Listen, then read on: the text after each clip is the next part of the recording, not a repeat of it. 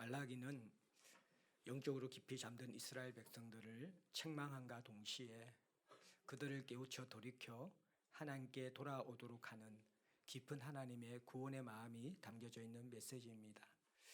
하나님의 사랑을 잊어버린 이스라엘 백성들을 흔들어 깨우기 위해서 지도자부터 경책해서 그들이 제사사역과 말씀사역에 바로 매진할 수 있도록 깨우치고, 이어서 백성들을 향하여서 너희들의 제사와 너희들의 봉헌도 내가 받을 수 없는 것은 가장 중요한 가까운 사람을 사랑하지 않고 학대하고 내어버리는 그러한 배우자를 향한, 가족을 향한 악한 행실 때문이다 하면서 그들의 삶에 있는 그러한 죄악들을 들추어내고 회개하기를 바라셨습니다.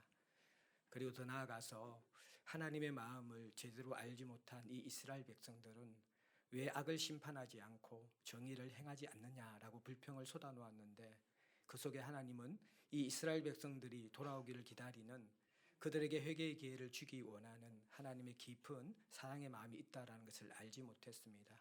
하나님은 이 완악할 대로 완악해진 이스라엘 백성들에게 이제 더 이상 이러한 방법으로 이들을 구원할 수 없음을 알고 언약의 사자 예수 그리스도를 예비하셔서 그를 통하여서 새로운 영적 갱신과 예배의 정화와 그리고 온전한 하나님 나라가 임할 때 악에 대한 심판이 있을 것이다, 그렇게 이야기합니다. 그러면서 이스라엘 백성들에게 너희들이 내가 시시때때로 변하고 이전에 이스라엘의 하나님이 아니라 지금 너희들에게 무관심하고 사랑이 식은 하나님으로 생각하는데 나는 결코 변하지 않는다. 그리고 너희들이 나를 붙들게 되면, 내 이 부르심을 듣고 돌이켜 회개하게 되면 결코 소멸하지 않을 것이다. 나는 기다리고 있다라고 그렇게 이스라엘 백성들에게 마음을 내어 비칩니다. 어떻게 보면 겉으로는 강한 것 같고 경고를 하는 것 같고 심판을 하는 것 같은 하나님이시지만, 그 깊은 속마음 속에서는 이스라엘 백성들을 얼르기도 하고 달래기도 하고 외원하기도 하면서 그들이 돌아오기를 기다리는 그러한 아버지의 마음을 우리에게 보여주었습니다. 오늘도 중요한 하나의 문제를 더 다룹니다. 7절에 보면 만군의 여호와가 이르노라 너희 조상들의 날로부터 너희가 나의 규례를 떠나 지키지 아니하여도다. 너희 조상들의 날로부터라는 것은 이것이 현 세대의 백성들만의 죄가 아니라 너희 조상들, 이스라엘의 역사가 시작된 이후로 오랫동안 묵어있던 그러한 죄가 너희들에게 있다라는 것입니다. 만성적인 형태의 죄악이 있다라는 것입니다. 나의 규례를 떠나 지키지 아니하였도다. 단순히 떠난 정도가 아니라 적극적으로 자신의 의지를 발휘해서 물리쳤다라고 그렇게 하나님이 말씀하십니다.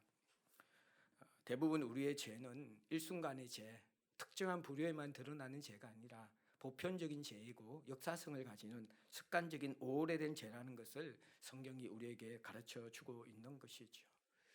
이 죄라는 것은 끊임없이 우리를 얽어매려고 하고 또 우리를 계속해서 붙들어 매면서 영향력을 확대시켜 가기 때문에 오래 묵고 깊이 뿌리 박은 그런 죄들이 계속해서 하나님과의 관계를 깨트려 놓을 수 있다. 이것이 조상 때부터 너희들까지 한결같이 하나님 앞에 범하는 죄의 모습이다. 그러면서 내게로 돌아오라라고 하나님께서 외치십니다. 이제는 그 죄악을 버리고 죄악을 끊어버리고 말씀에 귀 기울이고 순종하면서 돌이키라. 그리하면 나도 너희에게로 돌아가리라. 그렇게 이야기합니다. 이미 6절에 나 여호와는 변하지 않는다라고 했습니다. 하나님의 변함이 문제가 아니라 이스라엘 백성들이 계속해서 변하는 것이죠. 하나님은 항상 사랑과 은혜를 가지고 기다리고 계시기 때문에 이제 지금이라도 너희들이 돌이켜 내게로 돌아오라. 그러면 나도 너희에게로 아직까지 미련을 가지고 돌아갈 마음이 있다라고 하나님께서 요청하는 것이죠. 성경의 역사를 보면 하나님은 끊임없이 미련을 가지고 돌아오라 그렇게 요청을 하십니다. 포로 전에도 악한 길과 행실에서 돌아오라고 에레미야 선지자를 통하여서 권면했습니다. 또 포로 이후에도 말라기를 통해서 또다시 반복적으로 요청합니다. 내게로 돌아오라. 그러니까 7절 후반절에 이스라엘 백성들이 이렇게 이야기합니다. 너희가 이러기를 우리가 어떻게 하여야 돌아가리까 하는도다. 이 부분은 두 가지 해석이 가능한데, 우리가 돌아가고 싶어도 돌아갈 방법을 도대체 모르겠으니까 하나님이 가르쳐 주십시오. 또 하나의 해석은 우리는 당신을 떠난 적이 없는데 우리가 도대체 무엇 때문에 당신께 돌아가야 한단 말입니까? 후자 쪽의 뉘앙스가 훨씬 더 강한 것이 이스라엘 백성들의 이 질문입니다. 우리가 어떻게 돌아가야 합니까? 우리가 정말 모르겠으니까 가르쳐 주십시오. 돌아가고 싶습니다. 이 마음이기보다도 우리는 당신을 떠난 적이 없고 잘못한 것이 없는데 자꾸 당신은 우리에게 불만을 가지고 돌아오라 그러는데 도대체 무엇 때문에 우리를 자꾸 돌아오라고 하십니까? 라는 그러한 비아냥거리는 뉘앙스가 있는 것. 이것이 이스라엘 백성들이 하나님께 보이는 그러한 악한 태도입니다. 여전히 자신의 잘못을 전혀 자각하지 못하는 이스라엘 백성들의 모습이 표현되는 것이죠. 여기에 하나님은 대표적인 하나의 사례를 통하여서 너희들이 나를 떠나 있다라는 것들을 지적해 주십니다. 그것이 뭐냐 그러면 사람이 어찌 하나님의 것을 도둑질하겠느냐. 그러나 너희는 나의 것을 도둑질하고도 말하기를, 그렇게 이야기합니다. 여기 도둑질이라는 것은 원문에 보면 강탈하다라는 더 강한 표현입니다. 하나님의 것을 강탈하듯이 빼앗아 오는 그러한 강한 의미를 성경은 표현하고 있습니다.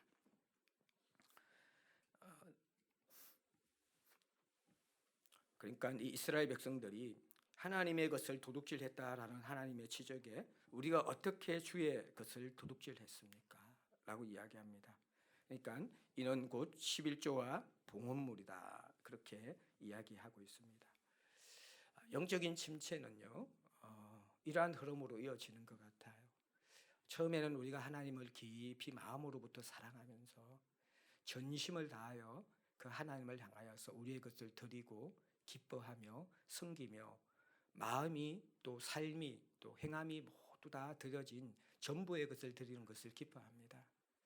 그러다가 하나님을 향한 사랑이 식어지면 그 다음에는 형식만 남게 되는 것이죠. 마음은 빠져버리고 그냥 무미건조하게 습관적인 형식만 남게 되어집니다. 그리고 여기에서 더 나아가면 그 형식조차도 지키지 않으려고 하는 것이죠. 형식조차도 대부분 자기의 편의에 따라서 적당하게 그렇게 지켜버리고 마는 것. 이것이 우리가 영적 타락이 계속해서 지속되면서 일어나는 모습입니다. 아마 이스라엘 백성들이 초기에는 그들이 힘든 가운데서도 11조와 봉헌물을 형식적으로는 했던 것 같아요.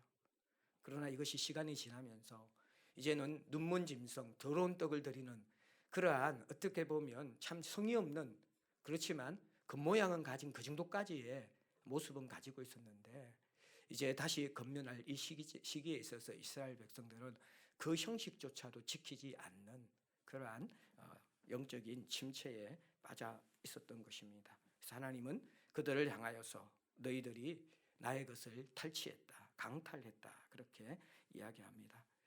여기에 11조와 봉헌물에 대해서 지적하는 것은 이스라엘의 죄가 이것만이라는 것이 아닙니다. 많은 죄가 있지만 이것을 대표적으로 지적하는 것인데 왜 대표적으로 지적하냐 그러면 이 11조라는 것은 하나님이 우리 인생의 모든 것의 주인이라는 것을 인정하는 가장 중요한 인식의 표현인데 또 이 부분이 자신의 물질을 들여서 하나님의 주되심을 인정하는 그런 부분인데 이곳에서 무너졌다라는 것은 하나님 대신에 물질을 선택하는 것이라는 것이죠. 돈의 사용은 우리가 헌신한 것에 대한 표현이잖아요. 우리는 자신의 가치관과 필요에 따라서 우리의 돈을 사용합니다. 어떤 사람들은 취미생활에, 어떤 사람들은 먹고 마시는 일에, 어떤 사람들은 자기 몸 치장하는 일에, 어떤 사람들은 자선에 또는 명예와 출세를 위해서 각자 자기의 가치관에 따라서 돈을 사용하며 거기에 헌신합니다. 그래서 우리는 그 사람이 돈을 어떻게 사용하는가, 돈 쓰는 용도를 보면 그 사람의 우선적인 가치관과 사람의 됨됨이를 파악할 수가 있는 것입니다. 오늘 이 11조와 봉헌물의 문제에 대해서 하나님이 지적하십니다. 특별히 이 11조 규례는요, 11조의 의미는 먼저 첫 번째는 땅에 있는 모든 것이 다 여호와의 소유물이다라는 인식입니다. 레위기 25장 23절 또 시편 50편 12절에 보면 땅에 속한 그 모든 것이 이 세상의 창조주이시며 주관자이신 여호와의 것이다라는 것을 우선적으로 우리 모든 믿는 자들은 인정하는 것입니다. 그리고 두 번째는 그럼에도 불구하고 하나님의 소유인 땅에 있는 모든 것을 상당 부분 우리 육신의 필요를 위해서 사용되기를 하나님께서는 허락하여 주셨습니다. 그리고 모든 것이 여호와의 것이라는 믿음의 고백으로 많은 부분을 자신이 사용하되 그 가운데 구별해서 10분의 1을 하나님 앞에 드리는 것이죠. 그것은 10분의 1만 하나님의 것이 아니라 모든 것이 하나님의 것인데 우리의 필요를 따라 많은 부분을 사용하러 해주신 그것을 감사하면서, 그러나 우리는 이 작은 이 10분의 1의 규례를 지킴을 통하여서 우리는 하나님이 우리의 모든 소유를 주신 분이다라는 것을 고백하는 이스라엘의 믿음의 행위였다라는 것입니다. 11조는 이런 사용 목적을 가지고 있습니다. 이 땅에서 기업이 없는 제사장을 포함한 레위인들을 공개하기 위해서 11조는 사용되었습니다. 그리고 또 가난한 고아와 가부와 나그네를 구제하기 위해서 11조가 사용되었습니다. 그리고 성전을 유지하고 보수하기 위해서 또 21조 헌금이 사용되었다라는 것입니다. 그래서 이스라엘 백성들이 11조를 바치지 않는다는 의미는 세상 만물에 대한 하나님의 소유권을 인정하지 않는 그러한 고백을 하는 것입니다. 그리고 더불어 살아가도록 하신 사회적 약자들, 이러한 자들을 돌아보지 않는 그러한 행위를 하는 것으로 간주하는 것입니다. 그리고 또 11조를 바치지 않는 행위의 깊은 의미는 나는 하나님의 도움과 은혜 없이 나 스스로 살아갈 수 있다라는 인본적인 삶을 고집하는 것으로 그렇게 성경은 이해하고 있다라는 것입니다. 오늘날 신약 시대가 되면서 11조에 대한 개념들의 왈가왈부, 그러한 비판이 많이 있습니다. 구약의 수많은 율법과 규례들이 다 없어졌는데 왜 11조는 지금도 꼭 지켜야만 하는가? 결국 목회자들이 자신들의 필요와 수익을 위해서 성경에도 이제는 폐기되어진 11조를 강조하는 것이 아닌가, 그렇게 많은 신약의 백성들이 그렇게 이야기합니다. 물론 어떤 의미에서 우리는 이 11조라는 명확한 구약의 율법적인 그 규례에 대해서는 우리가 여러 가지로 그대로 적용할 것인가는 고민해봐야 될 시점이 있다라고 생각합니다. 그러나 이 11조가 가지고 있는 이러한 근본적인 사상과 의미에 대해서는 우리가 함께 동의해야 될 필요는 있는 것이죠.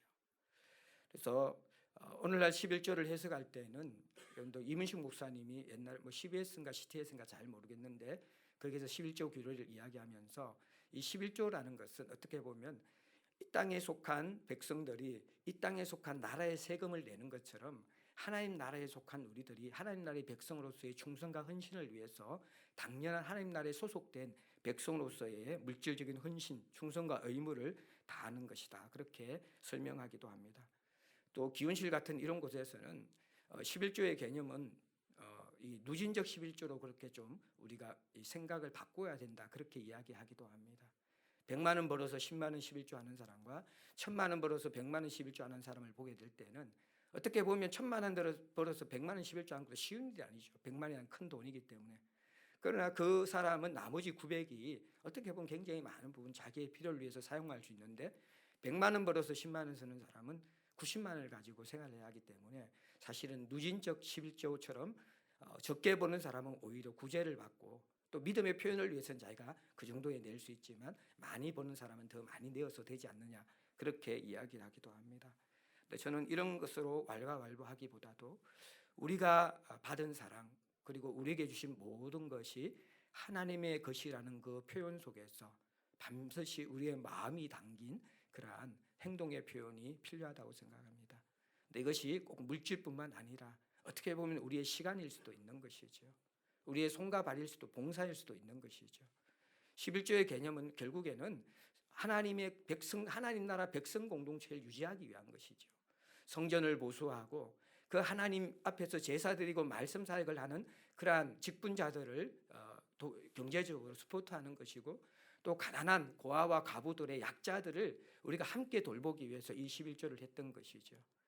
그러니까 오늘날 우리가 이것을 이야기하면 우리 공동체나 또 우리 주변의 약한 사람들을 위해서, 또 이 하나님 나라의 공동체가 건강하게 유지되어지고 섬기는 사람들이 물질 때문에 염려해서 사역에 집중하지 못하는 것을 막기 위해서, 그리고 공동체가 함께 주 앞에 예배드리고 교육받기 위해서 필요한 인프라나 가장 최소한의 것들을 우리가 함께 유지하고 보수하여 나가야 되기 때문에 반드시 그러한 정신과 의민 속에서 우리는 물질뿐만 아니라 시간에 대해서도, 또 우리의 마음의 중심에 대해서도 11조라는 것이 반드시 필요한 것이라는 것이죠.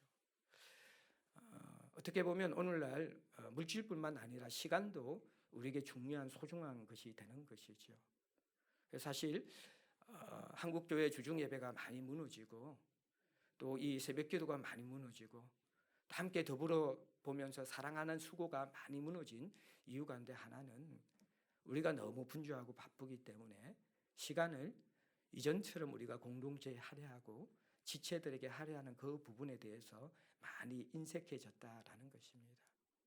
그 부분 속에서 우리는 물질의 11조만 가지고 내가 하나님께로서의 도적질 하느냐 하지 않느냐 그것을 인식하는 것이 아니라 시간적 11조 속에서 내가 얼마나 지체들을 돌보고 있고 내 삶의 시간들 가운데 따로 떼어서 하나님 나라 공동체를 세우기 위해서 시간을 헌신하고 드리고 있는가, 이 부분도 생각해야 되는 것이죠. 그것이 아니라 그냥 선데이 크리스찬처럼 단순하게 내가 그냥 주일 예배 한번 드리고 그 다음에 내 어떤 영적 만족과 종교적 의무를 감당했다는 그 정도의 수준으로 신앙생활을 했다 그러면 아마 이 부분에 대해서 하나님께서 너가 나의 시간을 도둑질했다 그렇게 이야기할 것입니다. 어떻게 보면 우리의 건강도 우리의 물질도 우리의 마음도 다 하나님의 것이잖아요. 제가 사실 이 집회하면서 아프기는 처음인 것 같아요. 그러니까 참 지금까지 목회하고 섬겼던 것이 하나님의 은혜구나 그런 마음이 많이 들어져요. 태어나고 처음으로 영양 링겔도 한번 맞아보고 그러면서 이제 어제는 거의 목소리가 안 나와가지고 주님 어떻게 합니까? 그래서 우리 동력 목사님 사도신경하고 찬송은 저희들이 인도하겠습니다. 근데 또 오늘 아침에 가니까 또 목소리가 잘 나오는 거예요. 내가 할게 해서 그런데 또 힘이 없어가 찬양하는데 죽을 것 같았어요. 목사님도 시킬 걸 그랬는데 어쨌든 참 그렇잖아요. 우리가 몸이 아프면 이 건강도 하나님 주시는 선물이구나. 내가 건강할 시간이 그렇게 많지 않을 수도 있거든요. 이 시간에 우리가 이 건강한 몸을 가지고 하나님께 드리는 그것들도 아주 중요한 11조의 개념이 될 수가 있는 것이죠. 결국 이 11조라는 것은 물질을 딱 떼어서 10분의 1을 하나님 것이니까 반드시 바쳐라. 그 개념을 더 뛰어넘는 것입니다. 모든 것이 하나님의 것인데 그 하나님의 은혜와 사랑을 우리가 잊지 말아라는 것입니다. 내가 그 하나님 앞에 최고의 것을 드리면서 하나님이 내게 가장 소중한 모든 것을 주신 것처럼 우리도 하나님 앞에 모든 것을 다 드려야 되는데 우리가 이 땅을 살아야 되기 때문에 많은 것은 하나님 주신 선물로 누리고 그렇지만 이 모든 것이 하나님의 것이다라는 그러한 믿음의 고백들을 물질이나 시간이나 다른 여러 우리 인생의 부분에서 하나님 앞에 반드시 인정하기를 하나님께서 원하고 계시는 것입니다. 그러면서 9절에 보면 이 온 나라가 나의 것을 도둑질했기 때문에 너희가 저주를 받았다. 그렇게 이야기를 하고 있습니다. 아마 그 저주라는 것은 전쟁이나 기근이나 흉작이 들어서 이들의 삶에 열매가 없는 것을 의미할 것입니다. 마찬가지로 오늘날 우리가 하나님의 것, 물질뿐만 아니라 시간과 건강과 많은 것에서 우리가 도둑질을 하게 될 때 오늘날 성도들과 교회는 어떤 저주를 받게 될까요? 아마 하나님과 동행하는 풍성한 기쁨을 상실하게 될 것입니다. 영적 열매가 잘 맺혀지지 않을 것입니다. 어쩌면 회심이 공동체에 잘 일어나지 않을 수도 있습니다.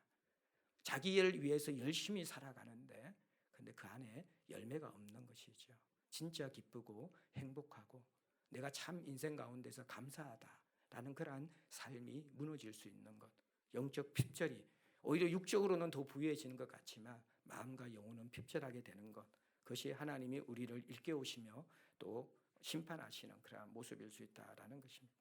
그래서 마지막으로 10절부터 12절에 하나님께서 이 물질 문제뿐만 아니라 인생의 모든 문제에 대해서 믿음을 사용해서 하나님을 시험해보라 그렇게 이야기합니다. 10절에 보면 너희의 온전한 11조를 내 창고에 들여보라. 나의 집에 양식이 있게 해보라. 그것으로 나를 시험해보라 그렇게 이야기합니다. 사실 성경은 하나님을 시험하지 말라고 가르치죠. 그런데 이 하나님이 금하는 시험도 있고 또 오늘 본문에 보면 어떠한 부분에서는 하나님께서 잠시 허용하는 시험도 있는 것 같습니다. 하나님이 금하는 시험은 예수님께서 사단에게 시험을 받을 때 마태복음 4장 7절에 나온 것처럼 하나님의 살아계심과 권능을 믿지 못해서 그의 존재와 능력을 입증해 보이라고 요구하는 불신앙적인 태도. 이것은 하나님이 금하는 시험입니다. 하나님의 존재와 능력을 입증해 보이라고 그분을 믿지 못해서 하는 것들. 하나님이 허용하는 시험은 오늘 본문처럼 하나님의 말씀을 지키면 하나님이 그들에게 약속하신 대로 복을 주시는지, 하나님이 얼마나 신실한 분인지 너희들이 순종함으로 경험해 보라. 이것은 하나님께서 우리에게 허용하는 시험인 것이죠. 어떻게 보면 어떤 성경학자들은 이 부분을 보면서 나를 시험해 보라, 이게 하나님이 하실 말씀이 아니지 않는가, 유치할 정도로 자신을 낮추시면서 이스라엘 백성들을 어떻게 보면 달래시면서까지라도 그들이 돌이켜서 하나님의 사랑 속에 들어오는 것들, 그렇게 하나님 대신 다른 것을 취하면서 이방인과 결혼도 하고 안식일도 범하고 11조와 헌물들도 다 그렇게 하나님 앞에서 그 모든 것들을 무너뜨리면서 그렇게 살려고 발버둥 추는 그들의 인생을 보면서 한편으로는 그렇게 살아도 삶에 열매가 없고 풍성함이 없는 그들을 보면서 하나님 마음이 찢어지듯 아픈 것이죠. 다시 그들을 다독이면서 다시 그들의 믿음을 불러일으키면서, 야, 너희들 정말 내가 신실한 하나님인지 모르겠느냐, 내가 너희들을 먹이시는 하나님인지 모르겠느냐, 공중에 나는 그 새도 들의 백합화도 피고 먹이시는 그 하나님이, 그 신약의 하나님이 여전히 구약의 하나님이신데 내가 너희들을 책임지지 못하겠느냐, 너희들을 보호하지 못하겠느냐, 어떻게 너희들은 나를 믿지 못하고 나를 신뢰하지 못하고 내가 너희들을 사랑한다라는 것을 마음으로 받아들이지 못하느냐. 정 그렇다 그러면 한번 시험해봐라. 한번 시험해봐라. 너희들이 이 물질 문제에서 또 어떤 문제에서 믿음을 가지고 너희들이 한번 시험해봐라.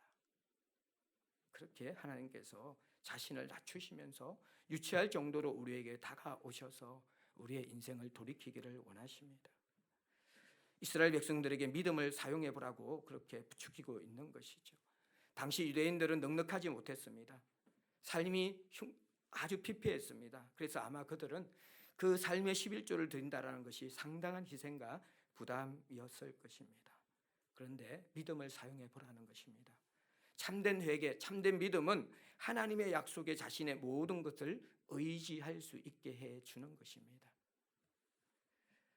그때 하나님을 진정 체험할 수 있게 합니다.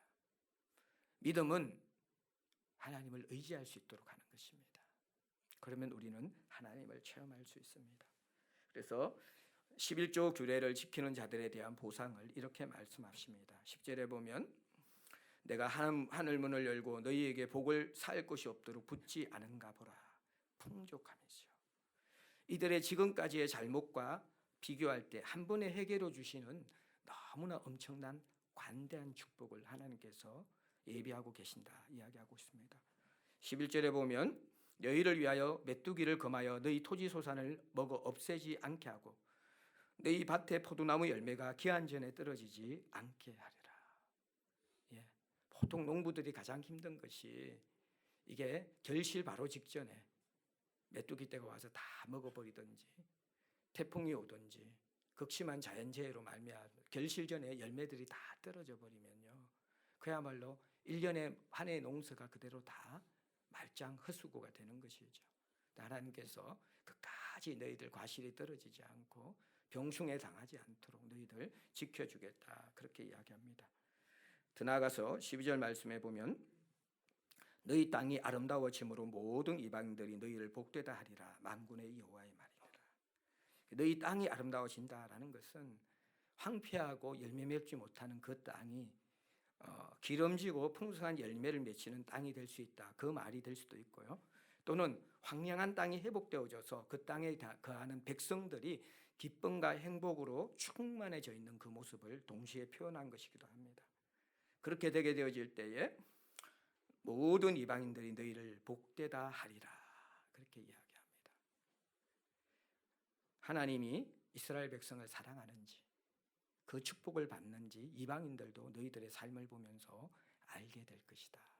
믿음을 사용한다면, 하나님을 우선적으로 사랑하는 그 표현을 너희들이 한번 해본다면 그렇게 될 것이라는 거예요. 만군의 여호와의 말이니라. 이것은 결코 변할 수 없는 나의 약속이고 반드시 지키는 만군의 여호와가 너희들에게 약속하는 그러한 선언이다. 그렇게 이야기하는 것이죠. 사랑하는 성도 여러분들, 우리가 이 말라기 그럼 대부분 이 본문 11조 규례를 많이 들어서 이야기하는데 11조 규례를 한 가지로 간단하게 정리한다 그러면 가장 소중히 여기는 것으로 하나님을 감동시켜 보라라는 것입니다. 지금까지 이스라엘 백성들의 영적 상태는 하나님의 마음을 괴롭히는 자였습니다.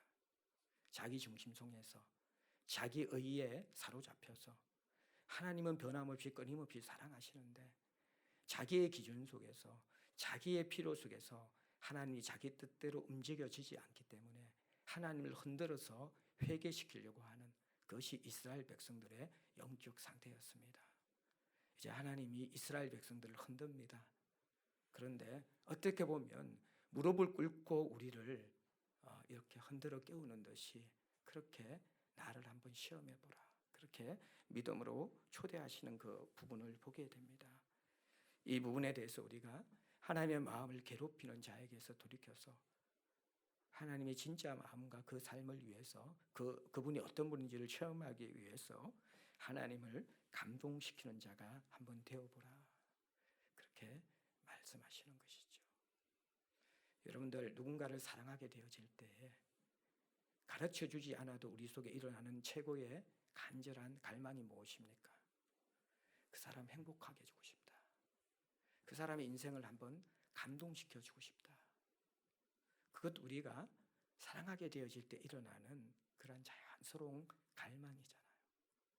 마찬가지로 우리가 이 하나님 앞에서 그분을 괴롭히는 그 삶에서 나의 기준과 의해서 그분을 흔드는 삶에서 이미 주신 그 사랑을 다시 한번 곰곰이 묵상하면서 이미 받은 것을 우리가 계수해 보면서 우리도 그분 앞에 우리의 삶의 중요한 부분을 들여서 향유 옥합을 깨뜨리는 여인처럼 나의 것을 들여서 감동시켜 보는 것들. 그럴 때 우리는 하나님이 어떤 분인지 정말 알 수 있다. 그렇게 말씀하고 계시는 것이죠. 저도 제 인생 가운데 그렇게 많지는 않지만 하나님을 향해서 그리고 지체들을 향하여서 어떻게 보면 전부를 드렸거나 힘에 버겁도록 섬기면서 드린 적이 있습니다. 근데 거기에 대해서 하나님께서 기도 가운데 내가 너의 모든 것을 받았다라고 하시면서 제 인생에 사람에 대한 축복과 물질에 대한 축복을 주시겠다. 그렇게 기도 가운데 말씀해 주신 부분들이 있습니다. 물론 하나님께서 꼭 이렇게 줬기 때문에 주기보다도 우리는 정말 사랑하기 때문에 아무 생각 없이 드리는 것이죠. 근데 하나님은 어떻게 보면 이 이스라엘 백성들 보십시오. 100가지 잘못하는데 하나 마음을 돌이켜서 하나님의 마음을 감동시키면 100가지 잘못을 다 덮어버리고 그 한 가지 때문에 100가지의 축복을 주시고 싶어 하는 것. 그것 하나님의 마음인데 인생을 살아가다 보면 삶에 치이다 보면 믿음을 잃어버리는 것이죠. 사랑으로 모든 것을 드리고 싶은 신앙생활에서 사랑이 빠져나가고 형식만 남고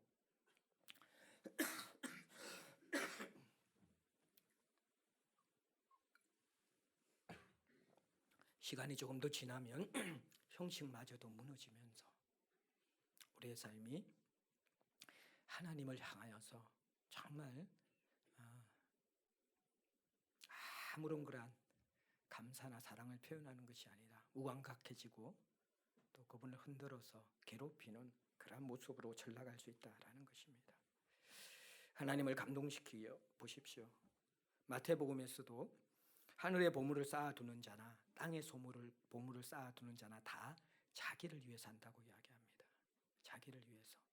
정말 우리가 영적으로 성숙되어지면요, 하늘의 보물을 쌓는 것이 궁극적으로 나를 위한 영원한 가치 있는 삶이라는 것을 우리가 깨닫게 된다라고 성경은 이야기해 주고 있는 것이죠.